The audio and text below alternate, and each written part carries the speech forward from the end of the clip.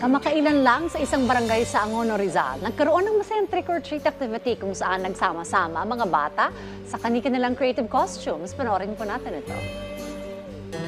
Hindi pa man sumasapit ang October 31, dama na ang saya ng Halloween sa isang barangay sa Angono, Rizal. Nagsama-sama ang mga bata sa isang masayang trick-or-treat activity. Isang hapon na puno ng ngiti, makukulay na kasuotan at matatamis na sorpresa. Suot ang kanilang mga nakakatakyut na costume, naglibot ang mga bata upang manghingi ng mga treats at candies. It's fun and there's candies. Pretty good or bad.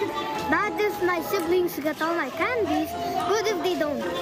Layunin ng aktibidad ang magbigay ligaya sa mga bata at mapanatili ang diwa ng pagkakaisa sa komunidad. Higit pa rito, ito rin ay paraan upang maipromote ang ligtas na selebrasyon ng Halloween sa loob ng pamayanan. Ang trick or treat ay nag-ugat sa ancient Europe, kung saan ang mga tao ay nag-aalok ng pagkain kapalit ng panalangin para sa mga yumao. Ito rin ay tinatawag na souling.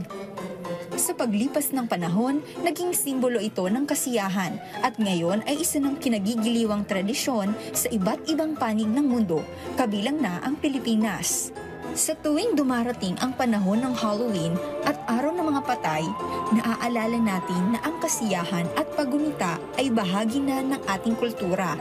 Isang sandaling pagdiriwang ngunit habang buhay na mananatili sa ating mga alaala.